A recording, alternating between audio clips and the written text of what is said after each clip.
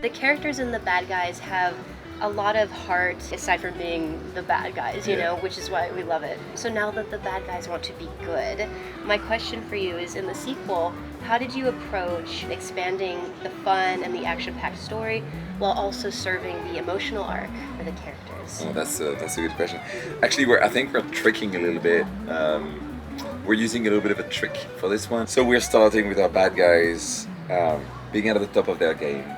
They're the bad guys, they're awesome, they're terrifying everybody, and they're stealing their beloved car. That's the way we open the movie in Cairo. That happens 5 years before the events of the first movie. And then we hard cut to today. And they just got basically released from jail after the event of the first film. They're released from jail and they are trying to reinsert society as good guys. Except that it's very hard for ex-cons and ex-bad guys to be trusted and be accepted. You robbed us 3 times. That was this bank? And Wolf just wants one thing in his life, is like be accepted. And to your point, how do you get action-packed movie, because we wanted to open it and make it like a big action comedy, when people are trying to get jobs and do job interviews? So we're tricking a little bit our characters by being pulled back into a life of crime by a trio of bad girls, those super criminals that are like literally just luring them back to do one last job for them. So our guys are pulled out of retirement. This beat where Wolf is trying to reinsert society and really just not giving hope, but being a little tired of going job interviews after job interviews, is what allows us to just have some heart to how he's feeling about this new life, and the idea that he's struggling with change. Change is hard. He made a big decision in the first movie. He doubts the decision that he made to be a good guy now. And I think he wished his new life was a bit more fun. Yeah, and I think there's a lot of fun in it. A lot of comedy there. A lot of comedy, Yeah, and I totally. think everyone's secretly wanting to see the bad. Yeah, you yeah, know? of course. That's where they're great. It's like when they're bad. I was wondering if you could talk a little bit about your personal connection to the film, if you have one, and this might be a tough question for you to answer, but are you more or less excited for the sequel, or is it equal? The first movie was obviously my first film, feature film as a director in this role, and it's hard to beat that excitement. It's hard to, because that's the first one. But the sequel is another animal altogether, where, because when you're doing it for the first time, you're kind of like trying to make it happen and hoping it's gonna work, and just again going for it because you don't really know. When you know the mountain you have to climb to make a film, that's what happens when you dive into a sequel. It's a massive undertaking, as we all know. So that naivete is a little bit gone, and now all you think of, am I gonna make a movie that's at least as good as the first one? Because sequels tend to be sometimes less good, and I think that was one of the big drive behind it. We wanted to make something that the audience would be super happy with and just excited to see. And I think this one now, I do believe it's probably better than the first one. Ooh, okay. Yeah, I know. That's exciting. It's a big thing to say, but I think Yeah. I'm so incredibly excited about this one. So proud of it. If not better, it's definitely as good as the first one. There's a lot of talk about a sequel being a little scary, sometimes a course. risk, but when Definitely. they're good, it's It's wonderful. so rewarding. Yeah. So rewarding. But there's a lot more scrutiny on a sequel, from the audience expectation to the studio's expectation and what they're looking into and looking at, and your own expectation as a filmmaker, and you have to line up all of that and make sure that it works for kind of everybody. Everybody needs to be satisfied with it, and I think we did that with this one.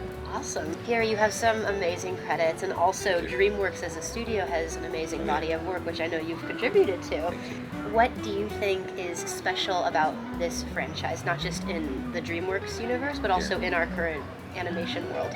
Oh yeah. Well, it's special. It's somewhat very unique, as it has a very unique tone, and a tone that I think is slightly irreverent, but at the same time a little cool and a little fresh, a little sophisticated.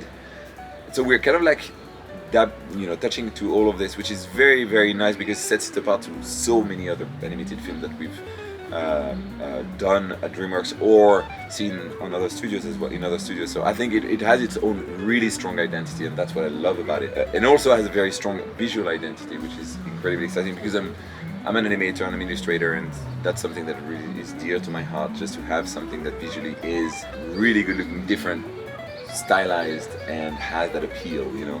But at the same time, it also brings the adults as well as the kids into it. And it's that idea that adults will find something in these films that is like they know. And we're homaging it, and we're not really spoofing it, we're more homaging it and winking at it. And so they have an in, the adults have an in, the parents have an in. That is not just like big emotion necessarily. We don't like. I don't think these movies are very emotional. I mean, you have emotion big time, but it's not as, you know, it's not, you're not like crying from the fact. You're mostly gonna laugh, which is awesome. But the adults will definitely be drawn to this franchise because of, you know, the wings that we're making to actual filmmakers, and the kids will be definitely drawn to this franchise because of the books and also because of the cuteness of these characters and how appealing they are. Yeah. And the last thing I would say is, like, to me this franchise is very unique in the sense that it is such a great franchise it has such an open world to it, because it's like a world that's based on the world we know, somewhat realistic in terms of the environment where we are, Los Angeles, you know, and Cairo, whatever. We are literally referencing those cities. But the characters are as animals within a human world, and doing silly, super extra outrageous things really allows us to go very, very far. And the books go very, very far also. So I think it's a very, very fun sandbox to play in. Cool. I totally see that. And you know, speaking of the visual style, that's something that kind of stood out to me. It not only has such a distinct visual style, it seems like it's kind of a nice combination of somehow both 2D and 3D. There's like some very illustrative elements, like you said, but also not just the way it looks, but the way the characters move and the actual animation is very fun and expressive. So I was wondering if you could talk a little bit about how you think that plays into the comedy and also this kind of heist action-packed thing that we have going on. Totally. Well, I'm an animator myself. I think I've always wanted to see character move that way because I've been inspired a lot by cartoon animation, whether it's like from the US or from France. France is really rich in terms of animation and visual storytelling, like graphic novels and movies in general. Always very big fan of Japanese animation. And I think that melting pot has always been kind of a style that I always gravitated to. I wanted to see these characters that could move from a range that was very subtle and realistic to range that are very pushed and held poses in very, very cartoony way, but not the cartoony that we're used to see in the US, something that was a bit more specific, actually more like borrowed from the Japanese anime, right? But that's something you don't get if you don't think of the animation if you think of animation in a vacuum, if you just think about movement, you're not gonna get the result that we have in this movie. You have to think of animation and movement from the designing of the characters already. So if you have let's say if you have a very realistic character that you texture very realistically, it's going to be very hard to do these silly poses because you're going to expect a realistic motion, realistic way of moving, realistic weight and whatnot. So that's why we designed those characters with these very specific, shapes and proportions to be able to animate them this way. So it's like really thinking ahead a little bit, and that I think that my background as an animator helped me do that and push my teams to go there. And then after that they took over and they clarified the style and they just really run with it and just explore it much deeper.